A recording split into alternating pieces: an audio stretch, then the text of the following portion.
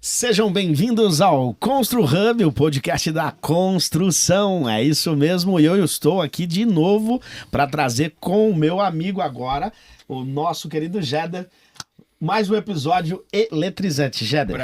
Prazer estar aqui hoje desse lado. Hoje você vai me ajudar aqui, porque hoje nós temos algo especial para nossa interatividade, é isso? Tá certo. Hoje eu vou aprender com o mestre, não vou te ajudar, não. Você que vai me que ajudar isso? aqui a conduzir. Mestre quem é? Mestre é quem a gente vai entrevistar. Isso, é verdade. Né? Você que está aí, tenha certeza que o episódio de hoje é super especial. Estamos chegando em época de Natal, né? E aqui o nosso convidado trouxe um apetrecho, Sim, algo especial. Uma decoração especial para a ocasião. Ocasião, é isso a palavra. Você que está aí no Instagram, segue a nossa página. Você que está no YouTube, lembre-se, curta, comenta e compartilhe e se inscreva no canal Constru Hub, porque você vai ter muita interatividade, muito insights sobre o mundo da construção, sobre o nosso sistema Azure, sobre muita coisa que está acontecendo. O nosso convidado, quem é? Vai lá. Sérgio Domingues. É, nosso patrão. O famoso Domingos. Domingos. Enganei o pessoal hoje, todo lado de cá. Seja bem-vindo, hein, Sérgio?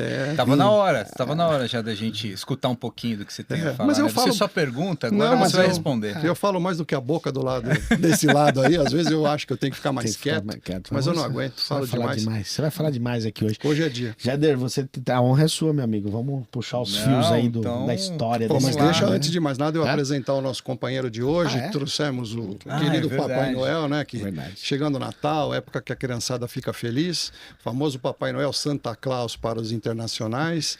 Que todos tenham um excelente Natal, um bom fim de ano. Nós, em nome da Azure e do Constru Hub, desejamos a todo mundo que nos acompanha muito sucesso, muita saúde, prosperidade para 2025 já. Ele já está Ó. apresentando, né? Você já tá apresentando. Quer Tô? trocar? Quer vir pra cá? Quer? Vamos mudar? Não, mas pertinente, porque o mês de dezembro é um mês muito simbólico, né, Jader? Sim, Nascimento? verdade. Então foi pertinente a minha lembrança. A sua lembrança aqui. É, a lembrança. Bacana. Bom, chegou o final do ano, a gente nem viu, Verdade. mas o ano foi Voou. legal. Graças a Deus. Um ano de muitas gravações, de muitos entrevistados interessantes. Começamos com o nosso amigo Paulo Salomão. Isso, faz uma Muito timeline aí. legal. Como Não foi? foi? Vamos ver Foi. se a gente Quem pega a mais? ordem certa. Paulo Salomão, Paulo Salomão, depois veio Júnior Chimenski, Júnior, veio Iberê, Weberê. veio Teve mais Sérgio gente. Domingues, Robson Gamboa. No episódio anterior, que foi muito legal. Kawahara. Kawahara veio também. Teve mais gente. Tem né? mais gente. Teve Ah, mais o gente. Guto do Zona Guto, Sul veio Zona Sul. também. Um abraço Guto, pro opa, Guto. foi um todo episódio muito mundo. legal. Começamos esse ano, Veio mas... o nosso amigo consultor também, não lembro o nome dele. Ah, Marcelo Marcelo Miranda. Miranda. Marcelo Miranda, Nossa, verdade. esqueceram do Marcelo, Esqueci, hein? eu lembrei, só não lembrei o nome. que eu- não lembrou. você me conhece, eu sou ruim pra nome, hein, cara. Eu vou te chamar por nome errado, Anderson. Chama várias vezes. Mas, como quiser. Mas estamos aí, né? O canal começou esse ano, tá muito legal. O pessoal tem elogiado Sim. bastante o trabalho que a gente vem fazendo. Estamos tentando trazer bastante informação que vai contribuir para o nosso bom e amado segmento de material de construção. Estou nele só há 46 anos, pouco tempo. Então, vamos falar um Começar pouquinho, por aí, né? Vamos começar por isso. Você nasceu dentro do material de construção praticamente em Quase 1978. Faz uma Se eu não me timeline aí pra engano. gente. Como... Com Mas aí- 14 aninhos você começou a... Se fizer uma timeline, nós vamos ter que pedir mais tempo para o ramo. Porque não Não, vai mas dar. era legal até, porque como é que você veio parar num ramo de tecnologia? Começou com material de construção, filho de dono de material de construção, irmão de filho de dono de material de construção. Que não tem muita conexão, né? O material de construção com a tecnologia. Hoje sim, né? Mas na época, Na né? época, não. E como que isso aconteceu, né? Vamos lá. E fez disso o seu... 1978, o senhor Manuel Domingues decidiu...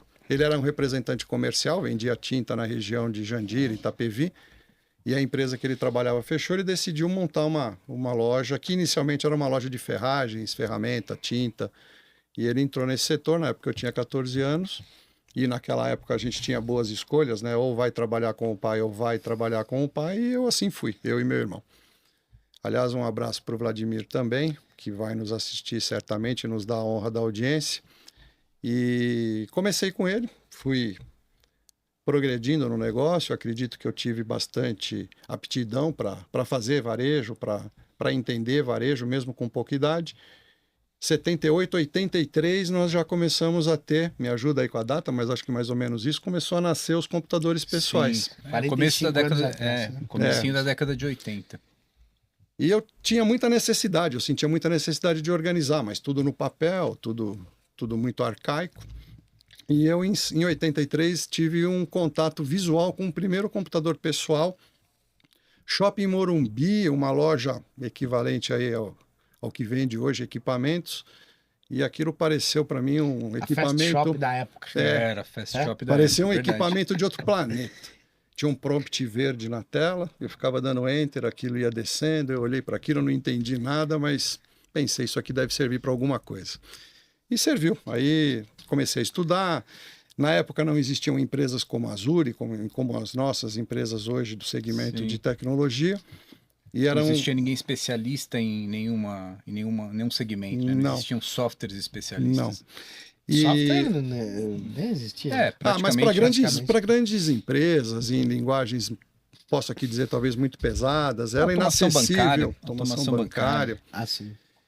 E como era muito arriscado, vamos dizer assim, o que existiam eram pessoas, eram jovens que programavam, desenvolviam sistemas para uma empresa, e eu fiquei muito inseguro de contratar um jovem e colocar toda a organização ou automatizar o negócio do meu pai na época e ficar dependendo de alguém que podia ter um problema, podia não atender mais, podia ter algum problema de saúde. Enfim, eu decidi aprender por conta própria. Eu acabei entrando na universidade, fui fazer um curso de economia, mas eu digo que no paralelo do curso de economia eu, de forma até um pouco autodidata, comecei a programar.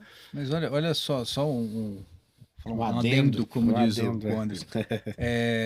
Hoje a gente tenta sempre convencer o nosso cliente do software de gestão, né, os lojistas, de que eles têm que aplicar técnica, que eles têm que estudar, que eles têm que ou trazer pessoas que apliquem técnicas, que não fiquem só no feeling, né, naquele negócio de só comprar bem e vender bem. A gente falou bastante no último programa, foi bem legal, com o Kawahara, com o Robson.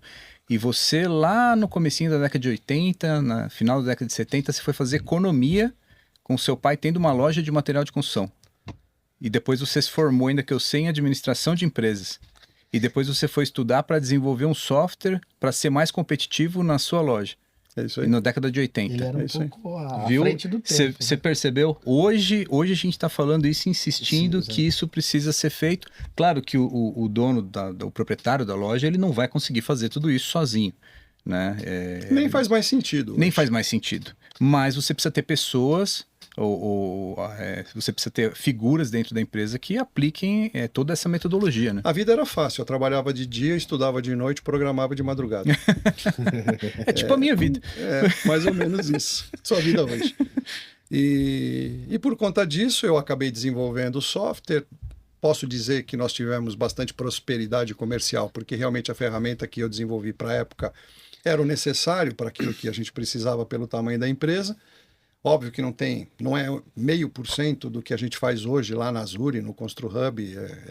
Era um software caseiro que atendia a necessidade da empresa, mas que nos deu muita vantagem competitiva em reajuste de preço. Nós vivíamos numa época inflacionária muito grande, então você tinha que ter velocidade de reajuste de preço, e com isso nós conseguimos prosperar por conta de uma organização um pouco melhor. E já naquela época isso me abriu o olhar e a oportunidade de entender que uma empresa de software de gestão especializada para material de construção seria, sim, uma grande oportunidade de mercado. E essa ideia ficou na cabeça. Por volta de 2000, 2001, eu conheci o Jeder por uma aproximação comercial de um contador nosso, por uma necessidade, e até essa época, o meu software ainda atendia a empresa. Foi uma aproximação para fazer uma transição. Acabamos ficando amigos, com isso contei essa história para ele, com isso nós entendemos que podíamos iniciar. Ele já tinha uma empresa de tecnologia no setor de transporte e começamos a Azure, pensamos no projeto 2003, 2005, fundamos a empresa em 2008. E uma empresa de software de gestão é uma empresa bastante complicada, porque você leva um período muito grande para maturar o software, né? Você não decide ter uma empresa de software de gestão e a coisa está pronta amanhã. Você leva um tempo para maturar. Então, digamos que nós levamos esse tempo até 2011, dá para dizer que a nossa empresa é jovem, é uma empresa que não tem tanto tempo de mercado, e em 2011 nós entendemos sim que o software já tinha uma maturidade suficiente para poder ir para o mercado e começamos a comercializar, era muito menor do que é hoje, e começamos a comercializar o software em 2011, estamos aqui até hoje, o resto é história. O que é interessante, tem uma visão bastante inovadora do Jeder, que é responsável pela área técnica. Ele é bastante inquieto com tecnologia, ele gosta da inovação, eu também. Em 2019, decidimos trocar a tecnologia, estamos reescrevendo o software de 2019 para cá, aprimorando. Seriam versões? Seriam versões com novas tecnologias. Novas tecnologias, novos recursos mais modernos. E o que é interessante? Porque nós melhoramos no sentido de plataforma, implementamos melhores processos, porque ao longo do tempo você vai aprendendo com o cliente também, com as necessidades, com as demandas do cliente. E nesse processo o software está ficando cada vez mais ajustado, nós temos... Não só reescrevendo, mas no meio do processo lançando novas funcionalidades, novos produtos que têm ajudado bastante os nossos clientes. Gosto bastante da área. Vou dizer para você que se eu puder olhar, já estou bem velho aí, já estou com 46 anos de história. Eu quero fazer uma pergunta para você. Em busca da inovação, lá na década de 80, um pouco além do tempo, visionário, ele viu algo ali, lógico, com o apoio do pai, enfim, também. Época de hiperinflação. Exatamente. Você vê, você falando da economista, administrador, enfim, a fusão de vocês dois, E essa busca incessante por inovação, você já tem 50 anos por aí? 60, rapaz. Já tem 60? Sim, senhor. Como é que você enxerga o futuro, né? O Jeder é uma geração um pouquinho mais novo que você. 2 anos mais novo. 2 anos? Só. E como que você enxerga o futuro, Sérgio, em relação ao Azure, ao ConstruHub, ao seu negócio? O meu futuro, o seu futuro. O meu futuro eu enxergo curto, né? Com 60 anos eu enxergo curto. Mas o do negócio, vamos falar sério. Vamos falar do negócio. O negócio tem que ser perene, né? Os empresários, e aqui falando sério, você tem que ter o teu negócio para perenidade. Eu enxergo que o futuro é promissor. Dá para dizer que nós vamos ter aí muitas alterações com cada vez menos espaço de tempo, mas eu acho que é um futuro que a inovação é fundamental, porque o mercado está mudando demais. Se você não mudar na velocidade da necessidade, mas eu enxergo que é o caminho. A tecnologia hoje é o caminho para produzir resultado, para produzir processos mais ágeis. Eu vejo que o futuro E tecnologia é sinônimo de inovação. Não existe tecnologia sem inovação, né? Tecnologia olhando para trás. Eu vou regredir tecnologicamente. Não existe. Isso não tem fim. Tem gente que às vezes tenta fazer isso, mas não é estratégia. É o melhor caminho. É estratégia. Não vou discutir o que é melhor, mas se você quiser levar o pé da letra... Porque as demandas elas só aumentam, né? Existe um estudo que diz que ao longo do tempo o desenvolvimento de um software ele tem cada vez mais complexidade para se desenvolver, porque você tem que entregar cada vez mais facilidade para o usuário. Exatamente. Então o usuário ele precisa ter cada vez mais os processos dele simplificado, mas para isso você tem complexidade de desenvolvimento, porque para facilitar a vida do usuário, você teve um trabalho prévio no projeto, em toda a estruturação do software, na programação, na navegação, economizando etapas para que o usuário tenha realmente conforto ao usar. E é nessa trilha que a gente vem cada vez mais caminhando, né? Diminuir o tempo de uso do usuário para as várias funções que ele tem que exercer dentro da ferramenta, automatizando aquilo que é possível. Tem uma regra simples de se dizer que tudo aquilo que se repete é possível de ser automatizado. Então tem muitos processos que a gente pode automatizar a ponto que daqui a pouco não precisa mais do ser humano. O que de certa forma não é uma notícia boa, porque nós estamos cada vez mais pendurados na tecnologia, cada vez mais tendo oportunidade como ser humano, às vezes, de participar de algumas coisas. Você vai viajar hoje, você faz o check-in sozinho, tem máquina para fazer, tem máquina para pesar, daqui a pouco já não vai ter mais a mocinha lá no balcão para nos atender, para pegar o passaporte. Você vai passar pela barreira, já tem o leitor do passaporte, não tem gente ali te conferindo. Sim. Quer dizer, essa automação, lógico que não quer dizer que a humanidade vai acabar, Sim. Nós vamos nos ajeitar aí como humanidade, mas Isso já aconteceu antes. E vai continuar acontecendo, né? Sistemas estão aí também para automatizar. E o futuro que eu vejo para o varejo de material de construção, que é disso que nós estamos falando aqui, é cada vez automatizar mais. Eu entendo o uso, tá na boca de todo mundo, tá na ponta de se dizer que a inteligência artificial vai dominar o mercado, ela pode atuar, mas podemos usar inteligência dentro do software, algoritmos dentro do software. E assim, como você vê esse equilíbrio? Porque a gente sempre costuma dizer que dentro do software você tem ferramentas que são muito aplicáveis para operação e tem ferramentas que são muito aplicáveis para gestão. Como que você vê esse equilíbrio? Porque a gente tenta, até internamente isso é um dilema, né? Vamos dar mais peso para operação? Vamos dar mais peso para gestão? Vamos equilibrar isso? Como que você vê isso para ter a ferramenta ideal e a solução ideal para o nosso cliente, né? De material de construção? Para o resultado. Para o resultado. Então, operação é operação, né? O nome já diz, mas você pode tentar facilitar alguns processos operacionais, automatizar o processo operacional, mas chega num certo ponto também que você não tem mais muito o que fazer, porque a operação ela tem que acontecer. O fato é que o grande segredo, a grande diferença, o grande desempenho, ele está na gestão. Só que quando na operação, o que a gente pode até entender? Se você pega a grande maioria dos empresários, olhando para o mercado, olhando para aquele mercado de material de construção que a gente conhece, muitas empresas ainda estão na mão dos fundadores, que estão na empresa há 10, 20, 30 anos, que conviveram num período que não tinha tecnologia, que era tudo muito manual, muito no papel. Essa geração ela tem uma resistência, talvez hoje nem tanto, mas a empregar a tecnologia, a usar a tecnologia. Você tem os sucessores que estão vindo aí com a cabeça mais aberta, mas tentando usar a tecnologia.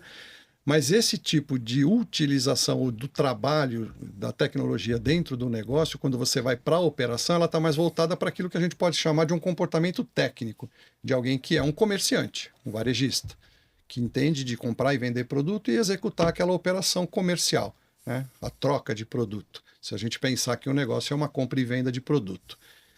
Mas quando você sobe para o campo da gestão, você tem uma complicação adicional no desenvolvimento do software, que nós temos que passar a contar que esse técnico que faz muito bem a operação que ele faz, além de ser técnico, ele tem que ser um gestor, um administrador, ele tem que ter uma formação adicional ou contar com profissionais que possam levar para ele informações que ele, por algum motivo, não teve acesso ao longo da carreira dele. E esse é o nosso desafio. Entregar uma operação ajustada para esse técnico do dia a dia que leva muito bem o negócio dele, mas quando ele vem para a gestão, nós procuramos entregar técnicas elaboradas para ele, através de relatórios, mas que ele tenha o relatório interpretado para que, com um simples olhar, ele possa entender o que está acontecendo, já que ele não, por algum motivo, algumas pessoas não tiveram essa formação técnica para entender aquela informação. Então a gente leva a informação já interpretada para ele dizendo, faça isso. E devolvemos ele para a operação que ele vai executar muito bem, que é o que ele domina. Então, o nosso dilema, né? Resolve o operacional ou a gestão? Não, resolvemos as duas coisas. Mas quando você vem para a gestão, tem essa complicação adicional que a gente precisa dessa condição de análise do nosso usuário, do varejista, do administrador, de interpretar dado. Né? E ele tem, às vezes, dificuldade de interpretar. Por conta disso, nós temos alguns serviços adicionais fazendo... Existem algumas ferramentas que vocês podem dizer, essas facilitam a interpretação do lojista. Várias delas, nós temos um módulo de gerenciamento de processo, onde várias técnicas estão ali empregadas que direcionam o nosso lojista para o melhor caminho, que produz melhor resultado. Ao longo desse ano... Que pode ser calibrado para o perfil dele ou para a realidade dele, para a segmentação dele. Falando de forma bem específica, isso, né? Ele pode levar o software para a condição, para a necessidade dele. Ao longo desse ano, nós tivemos uma aproximação com 2 clientes, onde nós estamos oferecendo um trabalho adicional de acompanhamento do trabalho dele, de consultoria, mentoria. Por conta disso, conseguimos produzir melhores resultados. Porque o que acaba acontecendo? O lojista no dia a dia, ele acaba se envolvendo com a operação. A operação toma o tempo dele, ele não consegue se concentrar. O Robson, no episódio anterior, trouxe o Fernando, um profissional adicional ali para poder trazer força de trabalho para ele, poder trazer decisão, poder trazer estratégia. E o que nós estamos procurando fazer junto com o ConstruHub e com o cliente? Levar essa aproximação consultiva para ele, para poder levar tranquilidade, levar melhores estratégias, e nós estamos conseguindo produzir melhor resultado. Então, essa visão toda minha, né, que nasceu lá em 1980, vamos dizer, de que software é uma ferramenta realmente para trazer resultado e trazer boa gestão. E com isso, com esse trabalho adicional, a gente tem conseguido realmente levar o lojista para um patamar diferente. Sim. E é o futuro. Quem não tiver realmente nessa... Quem não tiver apoiado em informação, em tecnologia, vai ficar para trás. Vai ficar para trás e cada vez mais rápido. Como é que vocês enxergam, Sérgio, e você me ajuda aqui, o Jader, na confecção ainda pergunta, como é que você enxerga quando você fala os deixados para trás, né? Hoje, tem muita coisa da tecnologia que a gente não acompanha, né, no dia a dia, né? Hoje os smartphones, os Android estão tudo muito evoluído, criança já nasce já pegando um aparelho, mas o sujeito aí com 45, 50 anos, às vezes não tem uma aptidão para aquele negócio. Isso acontece com o gestor que não tem aptidão para a área da tecnologia, e como é que ele vai ser deixado para trás? Se ele não tiver o feeling de ter um terceiro ali para fazer para ele... Eu ia até dizer isso, o Sérgio vai explicar melhor, mas... nós precisamos pensar nisso, né? Porque ele não necessariamente ele tem que ter aptidão para tecnologia. Sim. O software tem que ter essas funcionalidades de uma forma que não precisa ter um técnico em tecnologia, um especialista em tecnologia para interpretar isso. E, obviamente, se ele tiver pessoas que tenham conhecimento acadêmico junto com ele, também vai ajudar. Né? O Sérgio disse bem, nós estamos começando alguns trabalhos, né, Sérgio, de acompanhamento com alguns clientes, justamente para ajudar nessa interpretação e nessa mentoria, né? Em novembro desse ano, o último mês, você deu um treinamento aqui na ABC Paulista. Nossa. E você trouxe esse exemplo desses dois clientes, mostrando a demonstrativo. Explica pra gente um pouquinho mais como... E esse momento também de estar aí palestrando e tal, vamos falar disso também. Então, né? Eu me baseando bastante num dado que eu levei lá, só um passo antes. Sim. 98% dos empresários não fazem gestão. 98%? 98%. É um dado alarmante. É um dado acadêmico, não é meu. Alarmante. É alarmante. Somente 2%. Não é desconhecido se nós falarmos de Warren Buffett, tem uma frase dele que diz o seguinte: a contabilidade é a linguagem dos negócios. Se você pegar que 98% das pessoas não fazem gestão, não entendem os dados de negócio, elas não estão entendendo os resultados que o próprio negócio produz. Sim. Como é que você joga? Como é que você joga um jogo que você não sabe a regra dele? Então, sai de uma coisa que eu disse no episódio anterior com o Robson, que os antigos diziam, meu pai dizia, vou repetir, do comércio, né? Preciso comprar bem e vender bem. Antigamente o comércio era isso. Passava um vendedor, você comprava, punha na prateleira, punha lá, estimava uma margem qualquer, chutava uma margem de lucro. Hoje não se chuta mais nada. Hoje são estudos, você tem que avaliar, você tem que levar aquilo muito mais controlado e entender a regra do jogo. Se você não interpreta os resultados que seu negócio dá, como é que você recalibra, como é que você entende? Eu tomei uma ação hoje, essa ação produziu um resultado. Se eu não consigo ler aquele resultado, se eu não tenho técnica para entender se aquilo foi por um caminho que eu queria ou não, e 98% das empresas, por incrível que pareça, não faz, eu tenho uma pergunta clássica quando eu tenho contato com o primeiro lojista, eu olho para ele e pergunto assim, qual é a sua margem bruta? Que é um dado básico, que ele tinha que ter na ponta da língua, que ele tinha que me responder de bate-pronto, que o software dele tinha que entregar de forma muito simples.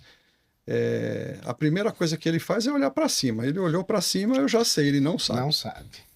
Então, assim, se você não sabe... Como gerencia o que não mede. Como gerencia o que não mede.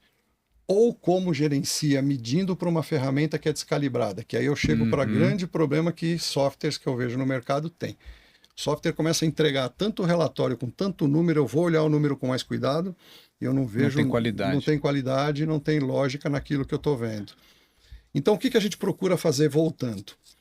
A gente procura, usando técnicas acadêmicas, produzir os relatórios, interpretar os relatórios e entregar para o lojista, nosso cliente, o relatório interpretado com um número, e nós qualificamos ele na interpretação daquele número. Você tem que olhar para esse número, para esse número, para esse número, e esses são os medidores que você tem que ter para tomar uma decisão. E muitas vezes com ação desenhada. E já com ação desenhada para ele poder seguir aquele caminho. Nesse apoio, entendendo que 98 não é uma crítica, é uma condição. Acontece, não tem jeito. As empresas, elas são formadas por pessoas que estão no dia a dia, né? Que estão trabalhando, e as empresas, elas acabam sendo reflexo dessa realidade. Então, o que a gente procura fazer? Entregar esses relatórios já interpretados para que ele possa tomar as ações que ele tem que tomar, e isso vai melhorando ao longo do tempo. O exemplo que eu levei na apresentação que você se refere, nós conseguimos um incremento, sob pena de errar em algum número, mas foi um crescimento de 60% de venda em um ano, um crescimento maior em lucro, percentualmente falando, e caixa. E é uma coisa que eu sempre digo, você subir venda, diminuindo margem de lucro, diminuindo resultado é fácil. Eu quero ver subir venda e mantendo margem. É fácil e perigoso, né? Fácil e perigoso. E também a questão de você ter um acompanhamento de caixa, que é importante no negócio, né? O lojista, ele tem uma dificuldade. O negócio de material de construção, ele é muito complicado nas questões de prazo, de pagamento. Você tem prazos diferenciados para a indústria, que o cliente te paga, giro de estoque. Quer dizer, isso vira uma complexidade de análise que, se você não entregar isso muito bem definido para o cliente, ele vai se perder. Então, essa é a luta, esse é o nosso caminho, esse é o trabalho que a gente quer entregar. Nós estamos entregando, além da utilização do software, bastante ferramenta adicional. O catálogo de produtos é muito interessante, nossos clientes estão gostando da ferramenta, nós conseguimos uma informação de bastante qualidade para ele, através de uma pesquisa que nós realizamos dentro do mercado, trazendo informação de preço de venda, preço de compra, onde o cliente pode comparar com a sua base de dados. Isso tem elevado a margem de lucro do nosso cliente. Então, é importante. O negócio tem que produzir resultado. É para isso que a gente trabalha. Agora, você enxerga que os lojistas, os empresários, eles estão se conscientizando disso? Que eles precisam se profissionalizar mais. A gente fala em vários outros programas, já foi falado aqui, né, que vários segmentos já se profissionalizaram, farmácia, supermercado. E a gente ainda está... E a gente sempre fala, né, e a gente está aqui, mas você enxerga esse movimento do segmento, dos empresários se conscientizando disso, ou eles já estão conscientizados, mas não tem braço? O que você enxerga no dia a dia, você que tem bastante contato com os clientes? O que está faltando para si? Infelizmente, não estão conscientizados. Não estão. Aquela frase, né? Ou aprende pelo amor ou aprende pela dor, né? Então, assim, a gente procura falar, procura orientar, procura chamar atenção, mas é difícil você fazer, e eu acho que até por isso que o setor está sempre... Está sempre não, né? O setor está um passo atrás dos demais setores. É muito óbvio. Vamos olhar aqui. Olha para o farmacêutico. Cadê a farmácia? Eu sou do tempo que tinha uma farmácia de bairro. Na frente da minha casa tinha uma farmácia de esquina, que era de um dono, que era de uma pessoa que tinha uma farmácia. Hoje você não tem mais uma farmácia que é de um dono. Você tem uma rede. Sim. Você vai pegar uma rede A, B ou C. Poucas farmácias ainda. Nem existe mais. Né? Se você olha para a padaria. Cadê aquele formato de padaria, de porta aberta, que vendia cerveja, que tinha um balcão, que o pessoal ficava se embriagando ali? Não existe mais, não vende nem mais álcool. Então, o que ele quer vender? Ele quer vender pão, ele quer vender produtos mais elaborados, ele quer vender doce, ele quer ter uma pastelaria ali mais fina. Tem um giro grande, né? Não é o cara que vai ficar o dia inteiro ali dentro e consumir pouco. E o que você entende desse momento do mercado em geral, em relação a isso? Você está fazendo aí um paralelo, né, com outros... Eu entendo como uma grande oportunidade. Oportunidade de... Eu acho que assim, é muito mais fácil você crescer num segmento que tem toda essa oportunidade. Você imagina hoje um varejista que... vou montar um supermercado. Olha a dificuldade de você concorrer com as redes de supermercados que existem. Agora, se você pensa em alguém que está estabelecido no negócio de material de construção e ele pensa assim, poxa, o meu negócio está aqui, eu estou nesse determinado estágio, eu quero dar um passo a mais. Não estou dizendo que é simples, mas é mais fácil. É muito mais fácil dentro de casa você trazer para perto profissionais que vão te ajudar. Existe uma mentalidade que eu gosto de dizer, né, que é a mentalidade da falta ou a mentalidade que eu vou evoluir. Então o lojista, ele durante muito tempo, ele passa... Tem uma história interessante do meu pai, voltando um passo antes. Quando eu comecei com ele, eu e meu irmão, nós tínhamos que fazer tudo. Tudo mesmo. Vocês eram Severino. Até lavar banheiro. Barba, cabelo, tudo. Atender cliente, descarregar caminhão, carregar caminhão, fazer preço, repor prateleira. Lá em casa, inclusive, tem uma brincadeira interessante. Às vezes, eu abro a geladeira e fecho, aí o pessoal de casa diz assim, pega mostarda. Aí dizem assim, não tem mostarda. Eu falo assim, tem mostarda. Tá na terceira prateleira da porta da geladeira, atrás de um tubo de ketchup, do lado direito tem um vidro de azeitona, eles me olham. Tem um quarto só, mas só tem um quarto, mas tem. Eles olham e falam, pô, como é que você sabe? Eu só abri a porta e fechei. Porque eu fui treinado durante muito tempo, não existia controle de estoque, não existia nada. E era tudo no olho. No visual. E às vezes o funcionário que trabalhava ali com a gente, tinha pouco funcionário, mas dizia, tal produto não tem. E eu dizia, tem sim, senhor. Tá lá, tá escondido não sei aonde, porque não tinha espaço, a gente arrumava como era possível. Então isso treinou a minha cabeça para ir nesse sentido, né? Para você ter essa mentalidade e esse foco. Mas isso é uma coisa que hoje a tecnologia ajuda, você não precisa mais dessa visão. Mas o mercado, ele tem que se desenvolver nesse sentido, ele tem que ir para o lado da tecnologia, ele tem que olhar o que ele vai fazer.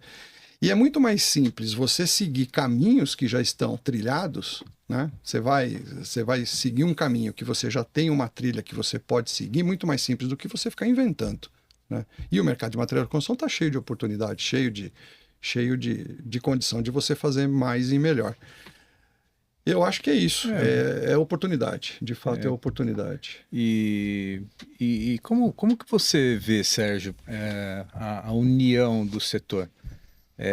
Tem segmentos também que são muito unidos. Eu tenho visto um movimento que agora isso tem acontecido também no material de construção, né? Nesses eventos mesmo, nessas palestras, nesses cursos, os empresários se reunindo, conversando um pouco mais. Isso também pode ajudar, né, na evolução do segmento. Trocando informação. Trocando informação. Antes de você continuar, você tem uma história interessante de um concorrente na época do seu pai, que ficava copiando seus preços e principalmente na tinta, você lembra disso? Conta essa história. Conta essa história. Como era o segmento canibalizado antigamente, né? A loja do meu pai era aqui, porta com porta, tinha uma outra loja exatamente do mesmo segmento, trabalhava com o que a gente trabalhava, foi uma coincidência ali de ponto, e era uma época de inflação muito alta, e como eu disse, eu tinha uma capacidade de reajuste de preço muito grande porque eu tinha tecnologia. Então, se você contar aí 40% ao mês enquanto de inflação... Enquanto os outros estavam na mão ainda. Tem uma história boa do meu pai também, que um processo dele, que ele levava 3 dias para comprar um fornecedor, era um dia para comprar e anotar preço, era mais um dia para calcular o preço e mais um dia para repassar o preço nos antigos livros. Eu trouxe isso para 20 minutos. Pronto. Mas voltando a essa história que o Jeder contou, pediu para falar, esse lojista copiava muito o nosso preço. E meu pai era um representante de tinta e ele tinha um afeto especial para vender tinta, para arrumação de tinta na loja dele. E esse lojista, nosso vizinho, não trabalhava com essa marca de tinta. E num determinado dia eu vim encostar um caminhão e começou a descarregar. Eu falei, nossa, meu pai vai ficar tão chateado porque agora vai ser muito difícil trabalhar. Porque era assim, eu punha 10, e eu tinha já computador, eu tinha uma lista, eu punha 10, ele pegava aquele produto, punha 9,80. Eu punha 9,80, ele punha 9,70. Eu punha 9,70, ele punha 9,60. Não tinha conta. O preço dele era o nosso preço menos um pouco. Não tinha regra. E era porta com porta. E era muito engraçado, porque o consumidor ficava fazendo isso. Entrava lá, entrava aqui, entrava lá, entrava aqui. Parecia... Faltou a estratégia, cobrimos qualquer orçamento. Não, mas espera aí. Mas foi mais legal. Foi mais legal. Mais legal que isso. Aí chegou a tinta, ele descarregou a tinta lá, eu comecei a olhar e começou essa história. Né? A minha tinta era 10, a dele era 9,80, e aí vai. E eu peguei, fiz uma conta Eu falei, eu vendo tanto de tinta por mês, olhei para o estoque dele na rua ali, eu vi quanto ele tinha, e eu fiz a seguinte conta, se eu ficar 2 meses sem reajustar, eu vou perder 80%, porque nós tínhamos 40% de inflação ao mês. É até mais de 80%, certo, né? 40 sobre 40. Mas vamos simplificar, eu ia ter 80% de defasagem entre o meu preço de venda e a fábrica. Eu peguei meu estoque, falei, beleza, vou vender 2 meses sem reajuste. E vendi 80%, vamos dizer, abaixo do custo. Certo. Chegou num dado momento, 2 meses depois, eu olhei para o estoque dele, mandei uma pessoa ir lá, perguntou o preço dos galões, das latas, do que tinha, chegou para ele e falou assim, eu quero tudo, porque ele estava vendendo no meu preço, 80% abaixo do preço da fábrica. Eu comprei o estoque dele todinho, paguei em dinheiro, aí eu mandei meu pessoal ir retirar, peguei o estoque dele, trouxe para minha loja, recompus o meu prejuízo, porque eu comprei no meu preço. Aí ele deve ter pego o telefone, ligou na fábrica, ele percebeu que ele ia ter que colocar 80% em cima do valor que ele recebeu. Não conseguia repor a mercadoria. Nunca mais ele trabalhou com aquela fábrica. Eu não conseguia fazer isso com toda a linha mas de isso, produto. Mas isso é gestão. Mas isso é gestão. De certa forma, foi uma estratégia brilhante, né? Então você vê como o mercado, às vezes, ele se comporta de uma maneira muito amadora. Como é que você... Hoje em dia isso não vai acontecer mais. Não, claro que não. História antiga. Mas o que você fez foi gestão. Exatamente. Você conseguiu fazer gestão da situação, você fez conta, você analisou, você aplicou técnica, você viu qual é o risco que você teria. Eu te conheço, eu sei como você é. E aí você analisou tudo isso antes de fazer. Você não fez loucura, vamos ver quem aguenta mais e vamos pro pau. Não foi isso que aconteceu. Você sabia exatamente o que ia acontecer e foi exatamente o que aconteceu. Foi só para alegrar meu pai. Né? Assim, com essa aqui não mexe, que essa aqui é o xodó dele, deixa ele vender esse produto aqui. Tinta era a menina dos olhos dele. Tinta era o xodó dele. História é boa, mas história para contar a gente tem bastante. Né? De tomar chuveirada de cliente, de tomar... A gente tem... Mas eu comecei a falar e perdi uma das histórias nessa da gente fazer tudo. Sim, você tinha que fazer tudo. O varejista, ele foi criado muito naquela necessidade que ele tem que economizar o máximo no custo e ele tem que cobrar o máximo que ele pode na venda. Certo. Isso acaba enraizando no comportamento dele. E quando eu trabalhava com o meu pai, que eu tinha que fazer tudo, nós tínhamos que varrer a loja. Mas o meu pai dizia o seguinte, o lixo, a poeira você varre da porta para dentro. Eu não podia varrer a poeira para fora e jogar na calçada. Eu tinha que varrer da porta para dentro, pegar com uma pá de lixo e jogar no lixo. Qual era a tese do meu pai? Que o cliente trazia a prosperidade nos pés e que a sujeira que ele trouxe para dentro da loja era a prosperidade e que aquilo não podia ser jogado fora de qualquer forma. Eu tinha que varrer para dentro, então... É um misto de lenda, é um misto do que se pensa. Mas é uma preocupação, né? É uma preocupação, é um carinho. Não, mas assim, eu quero ir para o campo do carinho, mas ao mesmo tempo eu quero ir para o campo da falta. Sim. Então o lojista, quando você diz, né, como o lojista deve se comportar, ele, até pela necessidade, pelo aperto, ele começa a achar que do lado do custo e da despesa ele tem que controlar o máximo e do lado da receita ele tem que aumentar o máximo e ele entende que essa diferença é o que sobra para ele como lucro. Mas o que acontece? Ele começa a economizar no contador, ele começa a economizar em serviços essenciais. Ele separa, ele não consegue distinguir que, ok, nesse ponto aqui eu vou fazer uma certa economia que não prejudica meu negócio. Mas ele começa a fazer economia em pontos estratégicos que vai mais prejudicar o negócio dele do que favorecer. Uhum. Então, isso faz com que ele... Quero pegar um software bem baratinho. O nosso já é barato, ele quer mais barato. Mais barato ainda. Posso pegar um adendo na sua história? É como o comprador, né? Tem comprador que ele é comprador, ele é gerente de logística, ele é vendedor, ele faz tudo ao mesmo tempo. Às vezes ele está preocupado ali com 10 parafusos e ele faz uma péssima compra. Uhum. E ele se esquece que às vezes se ele der uma atenção ali, uma boa atenção para o fornecedor, ele vai estar ganhando muito mais do que aqueles 5, 10 minutos que ele deu de desatenção aqui. Sem dúvida. Para cobrir aquele... Que é o que acontece. Sim. É o ciclo da falta e o ciclo da prosperidade. Então, falta, eu não posso, eu não faço, eu não posso, eu não tenho, eu não posso. Quer dizer, a empresa dele vai ficando cada vez mais do mesmo jeito, ele não prospera. Ao passo que se ele pensar de forma próspera, eu vou pegar um bom profissional para me ajudar aqui. É lógico que ele tem que encadear essas ações, fazer o que é mais importante primeiro, resolver caixa, fazer isso com responsabilidade. Com responsabilidade, isso que eu ia falar. Mas você pensar de forma próspera e entender que se você fizer investimentos estratégicos para que seu negócio cresça, você vai virar esse ciclo que eu não posso. E aí eu falei do meu pai, eu trouxe isso como uma lenda, não vou nem dizer, mas ao mesmo tempo meu pai, que tinha pouca qualificação acadêmica, meu pai estudou, antigamente o pessoal tem até a 4ª série, né? E era o que ele tinha, até a 4ª série. Escrevia bem bonito, tinha uma letra bonita. Hoje nem letra boa a gente tem, porque a gente só digita. Mas quando você chegou para o seu pai, lá em 1980, falou, pai, a gente precisa de um computador. Nós vamos ganhar dinheiro com um computador. E como você sempre diz, né, não existe nenhuma justificativa para um investimento se ele não for gerar vendo o resultado.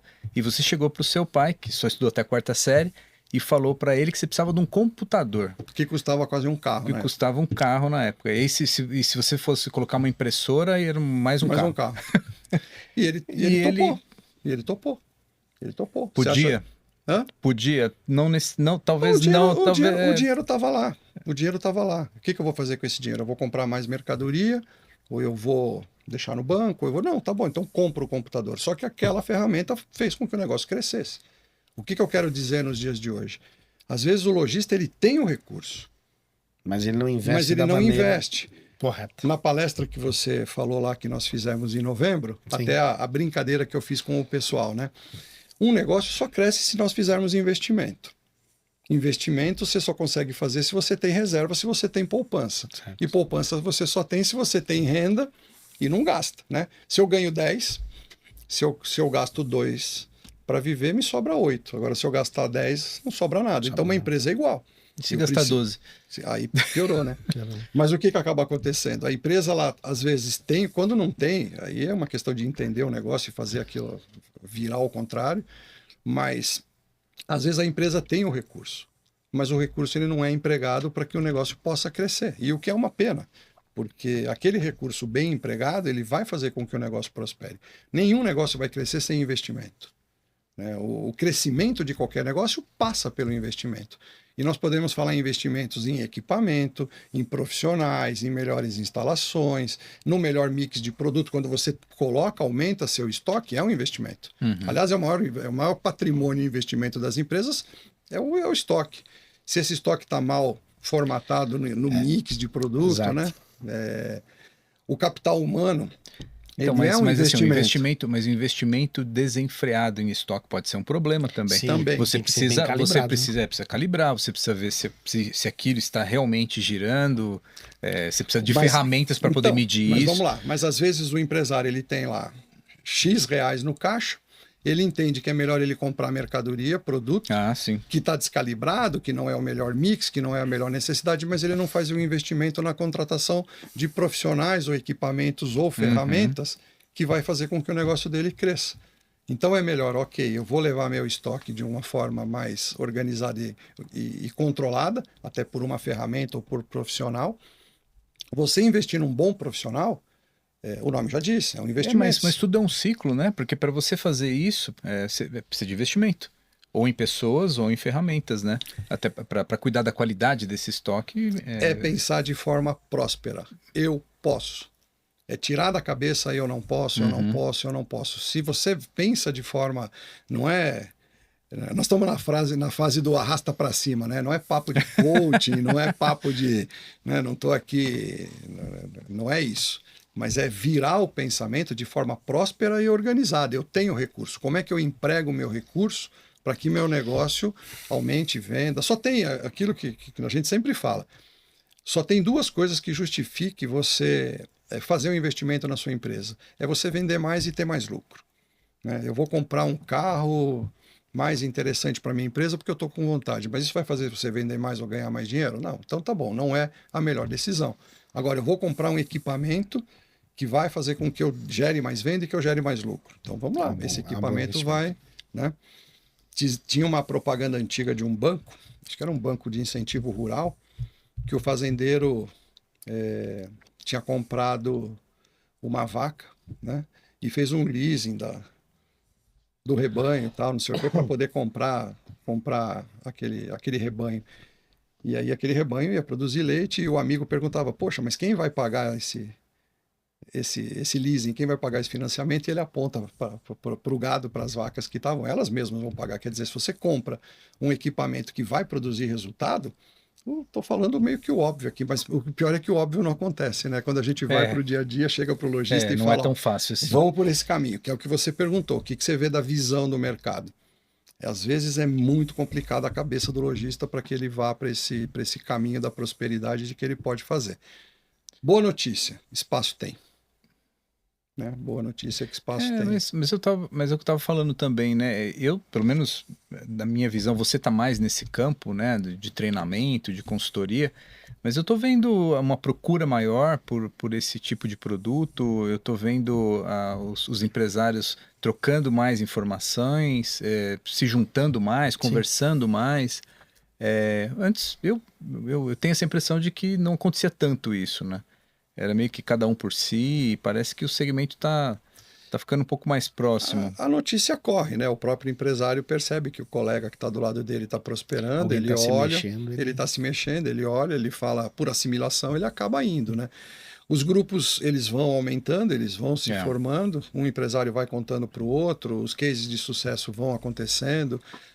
No nosso caso é muito interessante, porque o cliente, quando ele começa a ter um resultado melhor, e aí eu vou falar o óbvio, e é a melhor referência que a gente pode ter, é um case de sucesso. Uhum. E quando você vai para o próximo cliente já embasado num sucesso, fica muito mais fácil de você, né, de você tranquilizar um empresário que se ele trilhar aquele caminho, ele vai ter resultado. Tirar ele realmente daquele campo técnico para ir para o campo da gestão, da organização, para ele poder realmente usar as melhores técnicas e ferramentas que existem, né? Sim. Sérgio, nosso tempo está urgindo, meu amigo. Já foi? Você tem mais alguma pergunta para ele? Não, tá. O papo tá bom, né? Pergunta papo tem gostoso, um monte, tem né? muita coisa. Mas a gente está conhecendo um pouco mais do Sérgio. Sim, verdade. Você mandou contar a história, resumir. Boa história. Resumi bastante, mas estamos aí. 46 anos no setor. Muito tempo aí de experiência e inovando a cada ano que passa. Ferramenta. O Constru Hub é hoje é a menina dos seus olhos, correto? Projeto novo, inovador. Uma visão diferente nossa do mercado, tentando trazer, como a gente diz sempre, um ecossistema com bastante produto e serviço para o cliente. Os clientes têm gostado do que a gente tem feito, a gente tem procurado se cercar de trabalho e de profissional que a gente ajude o cliente. O cliente precisa de conforto, então é levar conforto para o cliente no sentido de que ele está amparado, ele tem o dia a dia corrido, e com o Constru Hub nós estamos conseguindo levar aí soluções muito interessantes, uma ferramenta de Pix integrada dentro do sistema, então leva segurança, leva economia financeira. Já está operando? Já roda dentro do software. Então, boa devolutiva.